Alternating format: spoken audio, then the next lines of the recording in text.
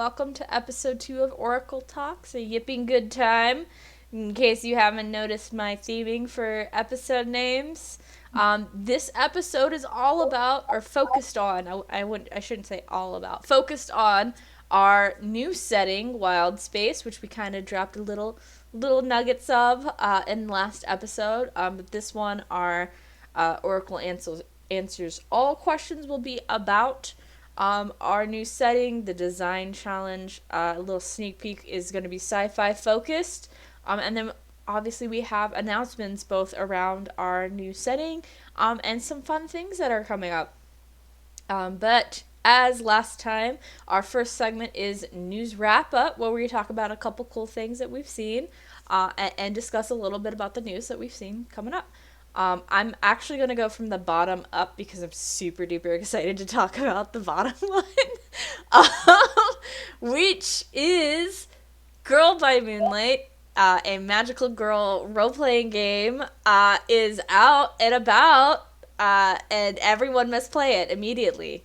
If you grew up in the 90s, early 2000s, you definitely saw Sailor Moon.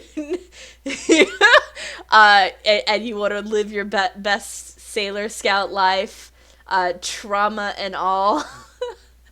That's so big. Yeah. Madoka Magical Girl, all of those vibes. Even if you want to go a little bit more new school and you want to play something like Steven Universe, this is the game for you. It is out for you to back on BackerKit. And it just looks like so much fun. It's 250 pages, which is truly ridiculous. It is standalone. Has like 7 playbooks for character creation, and then 4 series play sets, which are like 4 mini settings in the setting, that give you different like theming and flavoring and some additional mechanics to help it feel more like that type of game. So if you wanted to play a Sailor Moon versus a Steven Universe, you obviously need a little bit additional to get you there. And they provide 4 series playsets to help with that. I know you're really excited about this as I am.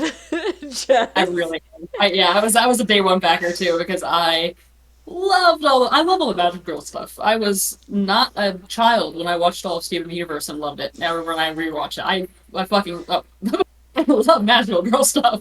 And I'm super excited about this.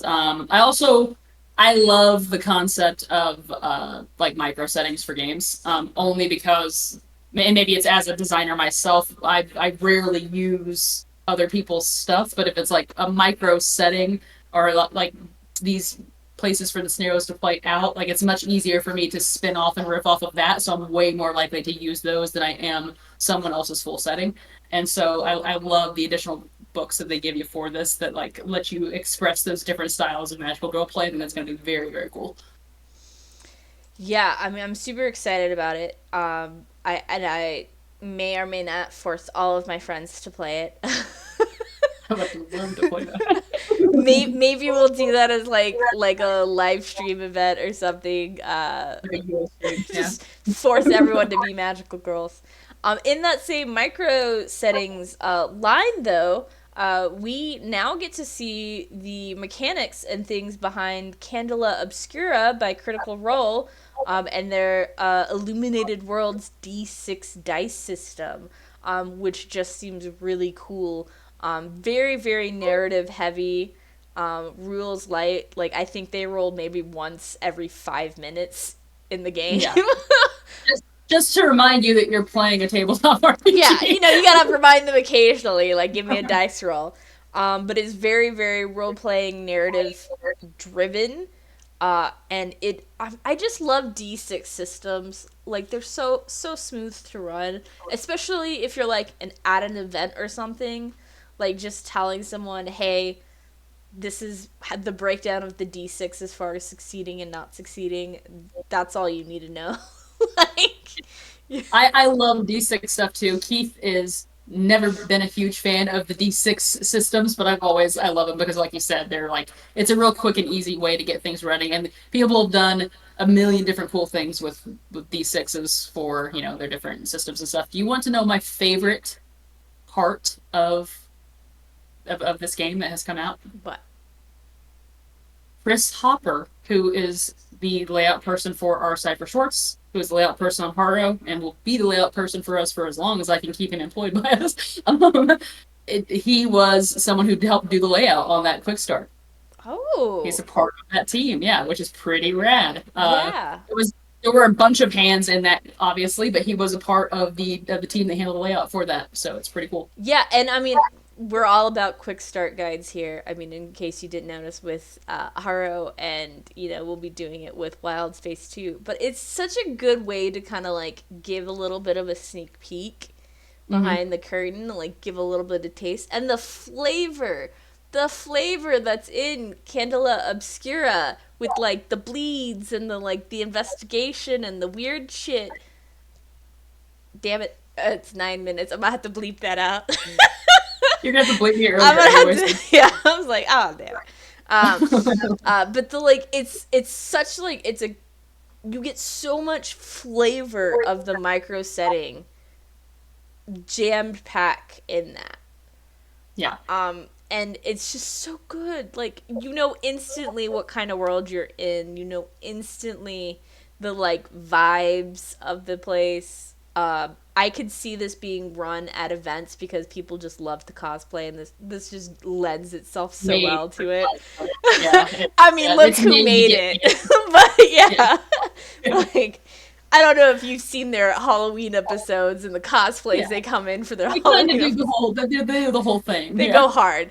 I think it's super cool that they have really set themselves apart from where they were. I think that's very, very cool. And I like seeing someone who is a company who is so incredibly popular making, those changes and those strides, because I think it kind of adds wins in everybody's sales that are going in different directions and stuff. Seeing someone who, has that kind of notoriety doing things like that. So I think that's very cool.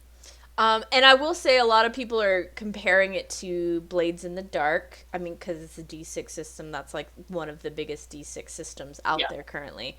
But I actually like the more streamlined version that I'm seeing in the hints and like sneak peeks with the Candela Obscura Quick Start. Because I feel like a lot of times Blades in the Dark is like, there's too many levers you can pull. Like, too much stuff going on. And I get some of that is because of what you need to run what they're calling a Blades in the Dark game, right? That overarching theme and setting and all the complications going on in the world all around you and the things you're having to interact with. But a lot of the, like, iterations or spin-offs or hacks or Blades in the Dark, I think, keep all of that complicatedness. And I don't think it's needed in everything. So it's nice to see a lot. Like I said, a lot of people are equating it to Blades in the Dark, but I see similarities, just like I see similarities in a lot of indie things with other indie things. Yeah. But it is so smooth as a D6 system. I mean, it'd probably take 5 minutes to teach someone to play, and you're off to the races, right? Like, you are going to be doing a lot of, it looks like, erasing and filling in and erasing again to keep track of things. Because you spend things just as quickly as you gain them, it looks like. But I do think it's so good. It's so good. And I have to keep reminding people, like, this is our sneak peek at their fully illuminated worlds D6 system. Like, we're seeing a little bit of it. But they're not ready to fully release the Illuminated World system, so that will probably look different than this micro setting that they've released. Do you think they're going to go the way of, like, do you think they're going to do, like, just a bunch of different micro settings attached to this system? Like, or do you think they're going to do a big, fully fleshed out, like, macro setting? So I think they're going to stick with the micro settings because they have another system that they're working on, Daggerheart, which is their bigger D20 system they call it made for campaigns. They specifically market the Illuminated Worlds as, like, made for one-shots or short shots, made for streaming, made for events. Like, it's made to be quick and done, move on, keep running it if you want to, but it's like made to be really episodic and just clear cut and done. I think that that's the strength of the Illuminated Worlds if they wanted to, because I mean, Critical Role runs one shots and short shots all the time, and so being able to really lean in and do all of the weird, obscure stuff they want to do just very quickly in the same system without having to do all of the hacks and tweaks that they've had to do in the past for some of the weird shit that they want to do, would be great. And I think that will let them bring on a lot more people too who maybe aren't big tabletop players but are more like Shakespearean actors, because they have those friends too, and like bring them into role playing and stuff without worrying about it. I think that's probably their greatest strength in this, is just churn out all those micro settings with every short that they like, one shot that they do, because then, you know, from a publishing standpoint, that's a lot of material that you can churn out and leverage, right? Because you get the free marketing from the live stream, and then you have the micro setting released, and people will buy the micro setting, especially because it's a Critical Role thing. The critters are crazy in a good way, and they will get that. I will get that. I'm a critter. I'm not afraid to say that.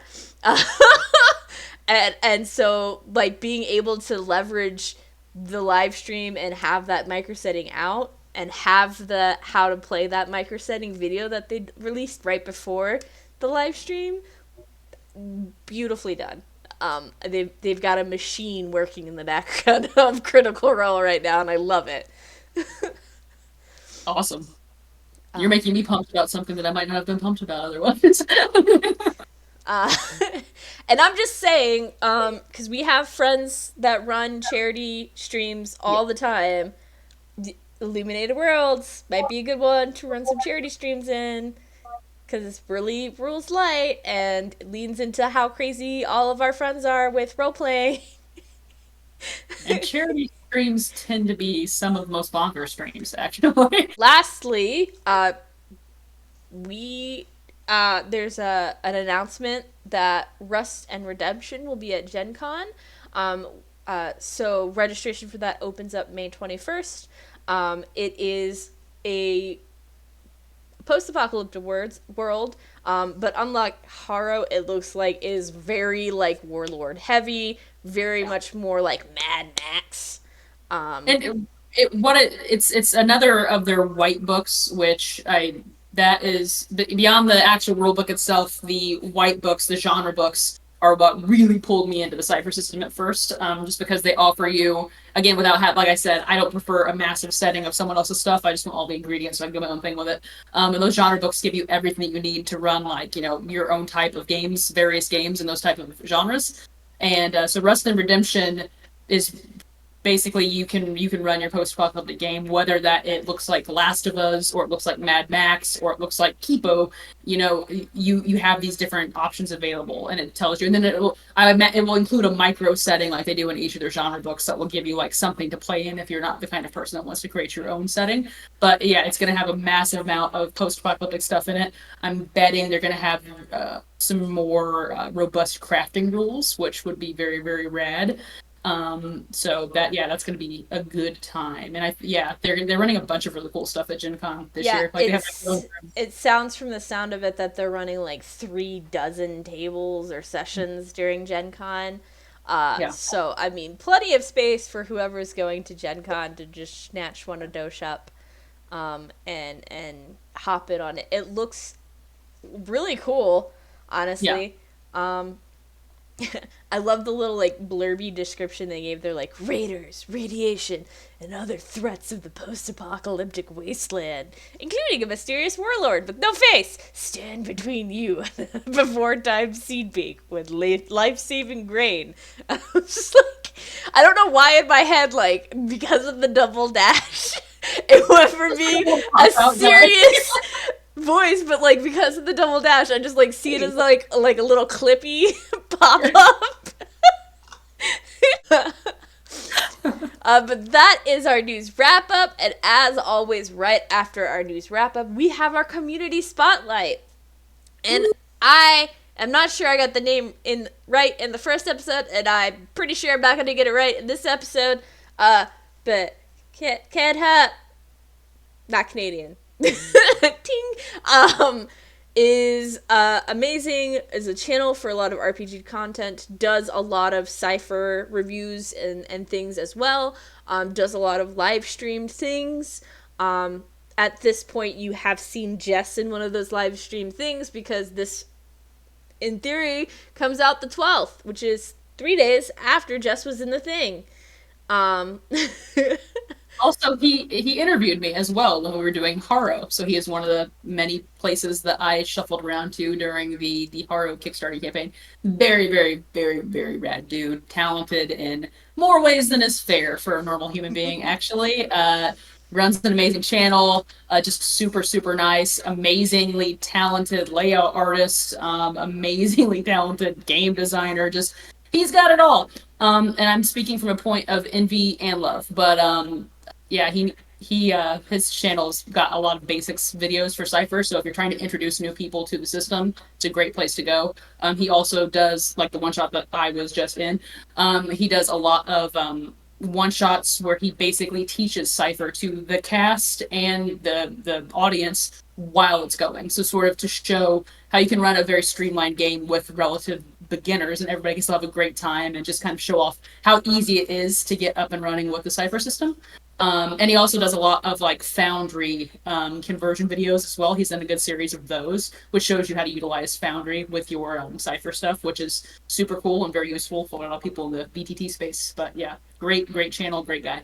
and our second spotlight is for the subreddit Cypher system. How could we not mention that?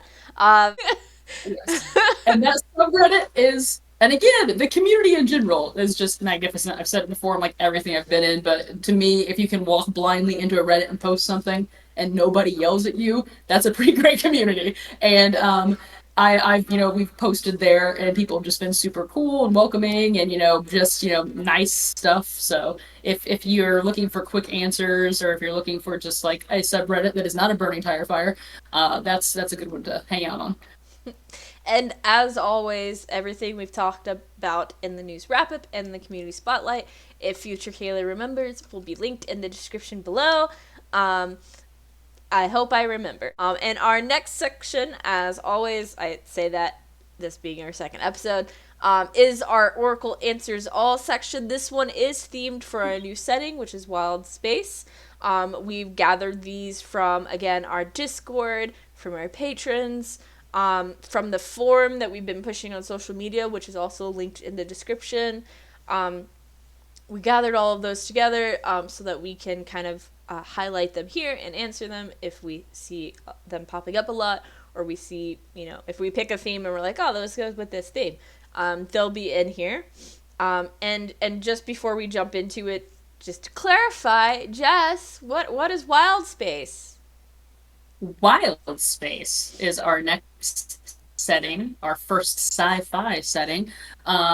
Emphasis on high adventure, fun, really like just kind of full throttle action through the universe. You play as anthros, as characters who are mostly animal people, and it's just a very, very cool, fun setting. It's kind of like take your favorite Disney animal flick and make it for adults, and that's Wyld Space. Robin Hood. Robin Hood, that's a good one. Zootopia. And if you stick around with us when we get to the announcements, we'll be showing off some of the fun artwork that we have currently with the races. Maybe with more, if we have more by the time I get to editing this. We'll add that in there too. But we do have some questions to answer. The first being from the forum. A lot of science fiction settings find strong roots in allegory for our world. Are there any stories or conversations you're hoping that this upcoming setting will specifically spark among its players? Yeah, I think that because this is such a kind of over the top setting, we're not super subtle with the messaging in it. Like the wild kind basically is living under a corporate oligarchy in like the worst way possible. Like there there are three megacorps that are currently in control behind the scenes of almost every facet of life in the space that people are living in. And so they kind of have to deal with that in different ways. And we make it a lot more like obvious in the setting, but yeah, it's definitely something to think about, like kind of in the current situation that we're in, and how we're looking at these different people, like your Elon Musk's, your Jeff Bezos, they're all these different people, and being kind of reflecting that in the setting, and like this is a cartoonish version of the scenario that we're currently finding ourselves in, but you get to fight back against it, and you get to actually take action, which is fun, and not get thrown in jail. So, and if you're like me, where every tabletop game you ever play in ends up being anti-capitalist, burn it down. This is specifically designed to encourage that. And our next question is, how is the new sci-fi setting different from The Stars Are Fire?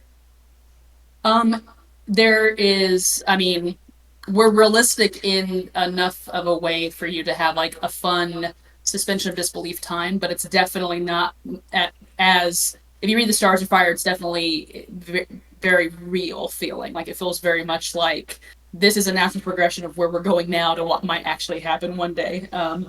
So The Stars Are Fire is a lot like grittier and a lot more realistic. And I think a little smaller in scope. In Wyld Space, there's a lot of crazy stuff that you can get into, like these gigantic space titans that might try to eat your ship and attack you in flux space, and like all this. We try to get as wild with it as possible, and like really, yeah, really, yeah, I said it.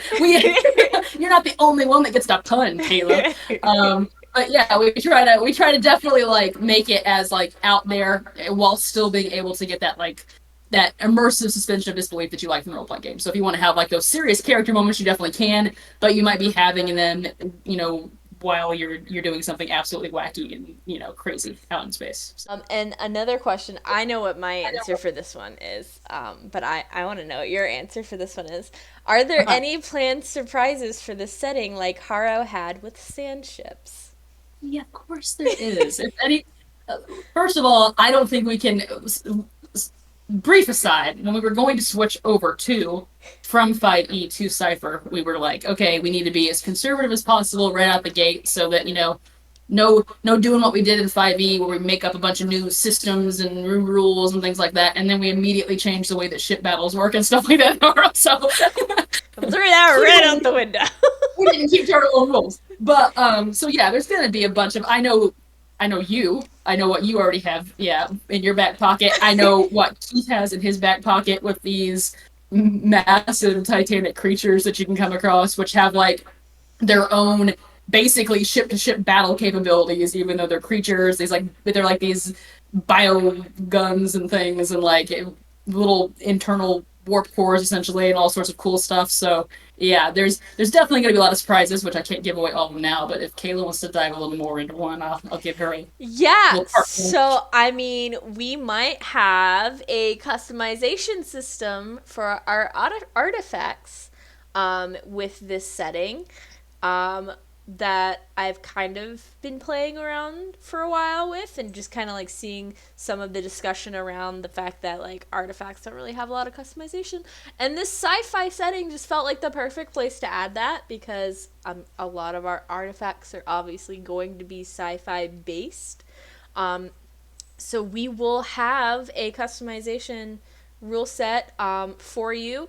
So in our system, you will have obviously ciphers, you will have artifacts, but you will also have something called power cells or something similar.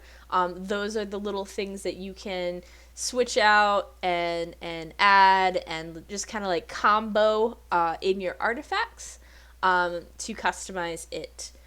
So obviously you'll probably find out more about that as we get into the quick starts and things like that and further along. But yeah, I heard you when you said we as a sci-fi community in Cypher don't have customization. So I wanted to make sure we took care of you all with that, with our first. Kayla cares, is what we're trying to say. Yeah. Kayla cares. Off. That's my just like little sneak peek into some of the surprises. Obviously, there will be more as we chug along through our new Wyld Space setting. So, as always, join our Patreon, join our Discord, follow us on social media. Those are the best places to get those little like tidbits of information from us. Now, here's the part that I know always excites everyone, always being 2 episodes. That's forever ago. Yeah, which is the design challenge. So, our genre today obviously is going to be sci-fi because it's all about our new sci-fi setting. We will be making ciphers. And just like last week, today is sponsored by Many Worlds Taverns, which I'm hoping I'm showing you pretty things while I'm talking, instead of just seeing me flail. Many Worlds Taverns has amazing teas, amazing coffees. They have great artwork. They have cool stickers. They just got so many things. And their artwork is amazing. We'll show one of them here in a second because that is going to be our inspiration for today, for our sci-fi setting. But before I show you that, I just want to thank Many Worlds Tavern again for sponsoring our design challenge for today. And we are going to see what our little flavoring is going to be. The wheel. Last time it was mystery. Let's see what the wheel says it's going to be this time.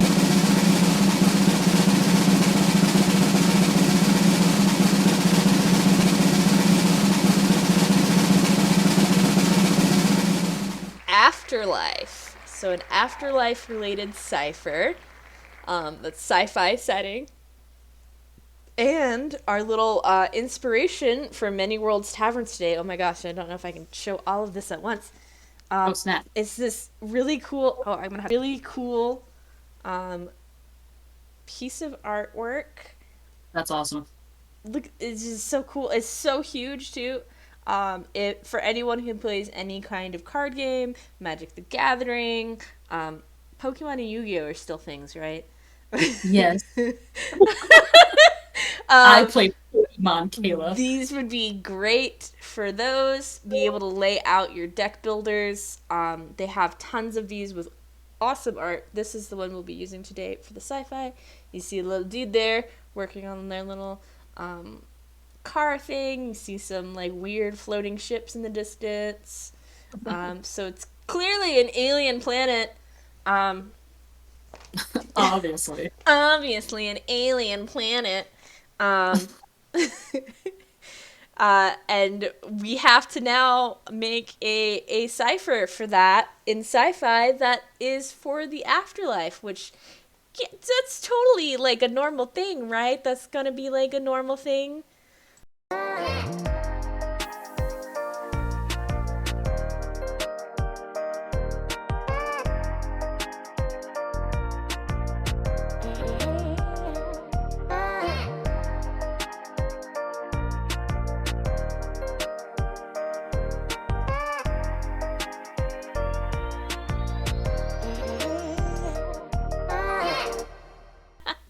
Okay, so I don't think I mentioned this last episode. That's my bad. It was our first go around. This is our second episode.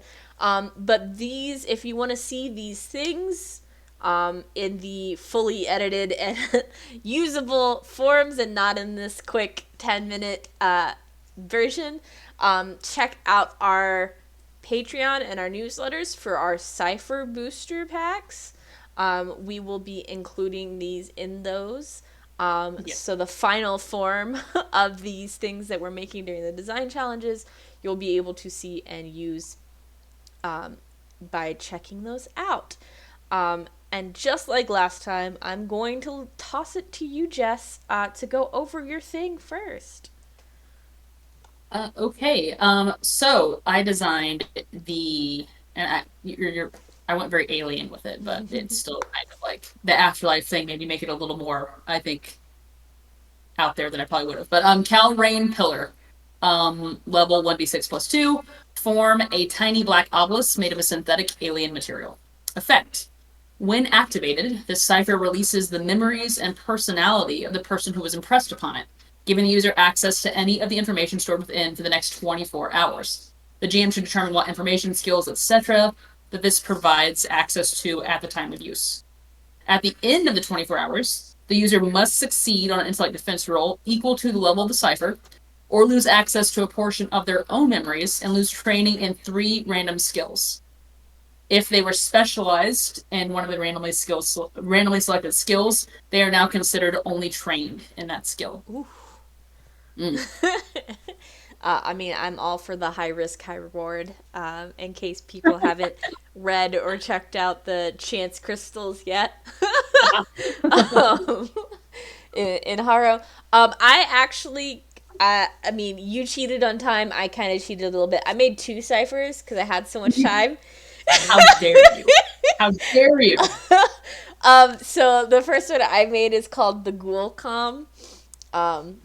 Also, 1d6 plus 2 level. Its form is a mass of tubes and wires with various flashing lights that all seem to feed into a condensed blue light that flickers as it gives off a low hum sound.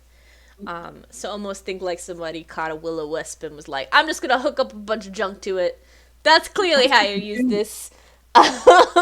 Effect. When used, the low hum increases and crackles until a voice starts coming through from the blue light at the center. This lets you contact one person who has passed on to answer a number of questions equal to half of the level of the cipher, minimum 1. After the last question has been asked, there's a static blast as the blue light fades and the device goes cold. I'll probably add in some sort of defense roll with that static blast because, I mean, you're messing with spooky things. Get spooked. Yeah. And then I also made Veil Flash, which is just a normal 1d6 for level. It is a small crystal bulb veined with nano tubing leading to a large red button, because I love me some red buttons, in some sci-fi settings. And the effect being, when activated, the bulb gives a brilliant flash of green light and then shatters. For a time equal to the level of the cipher in minutes, it shows all of the spirits, ethereal presences, and unseen things in a short radius. So if you want to see the ghosties that are just chilling out behind you, this is the way to do it. Although, personally, I wouldn't want to know if there's any ghosties hanging out behind me. I can't do anything about it. Yeah, so being able to see them would actually just really amp up my anxiety. Yeah, it's just like, just don't pretend that I don't see them, that they don't know that I see them. Ignorance is bliss when it comes to the ghosties, in my opinion. Our last segment, which is kind of like what everyone is here for, which is our Underground Oracle announcements, things that were coming up, things that are happening, cool things we just wanted to point out to people. Obviously, we're talking about our Wyld Space, and now I will show you lots of art if Kayla remembers to put the race art that we have in for our base races in here, and maybe some additional art depending on when I edit this video, if we have it or not. So we are very excited for that. We are going to be, talking more about Wyld Space and getting ready to galvanize everyone for the quick starts. We'll start rolling out for that. If you would like to know more about those quick starts, join our Patreon.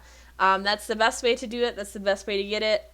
People who joined the Haro one knew about it months in advance of everyone who found out about it because of the Kickstarter. Yeah, they had exclusive playtest opportunities, feedback forums, so people were able to tell us what they liked, didn't like, etc. throughout the whole process. So you can do that on Wyld Space for as little as $3 per month. It's totally worth it. Yep, do it. And last time we mentioned our Cypher shorts for our fantasy. Cypher shorts, Sci-Fi Shorts Volume 1 is coming out this month. This will be our first one as we transition into the Sci-Fi Shorts with the new setting. So all of the Cypher shorts will be releasing in volumes along with Wyld Space will be for sci-fi settings. All that good stuff. And if you are interested in playing in either Haro or in the Cypher system in general, hop on over to our Discord server. Keep an eye out for games. We're going to try and start running some of those. I know people in our community are also running some of those and they post about them. I Yes. believe we have a looking for games section. We do. And we actually just yesterday, somebody is running one of our shorts for a charity stream, and they're looking for players to be able to join in on that. So, constant opportunities from either people in the community running our stuff or people, us, sometime soon, having actual GMs running the games on the community for people to jump in and out of. So, definitely worth stopping by and checking out. Awesome. And Jess, is there any other announcements or things you want to let people know about? So much cool stuff coming. Keep even if you're not interested in joining the Patreon, or subscribing to our newsletter, you can hit that follow button on Patreon and get all of our news as well, or jump into the Discord and we give you all the news there as well. But in addition to just the stuff that we'll offer during our publishing cycles, like the quick start and the monthly cipher shorts that correlate to the genre of the quick start, we are also going to have additional cipher supplements that will be dropping on our store, so stay tuned to that. We're talking micro settings, we're talking additional collections of fantasy shorts that might be out, just thrown on the market. So different things are coming very, very soon. So keep an eye out there as well so that you don't miss anything. Thank you so much for showing up and enjoying this crazy, chaotic ride with us. Um, as as always, thank you so much. Check out our Discord. Check out our Patreon. Hit that subscribe button if you want to know when we post the next episode, because I don't know what we'll be announcing then. So I can't tell you what we're going to be announcing then, but it'll be cool stuff because we've got a lot of things coming down the pipeline very quickly. So there will be a lot of sneak peeks and things that we can give along the way with these episodes.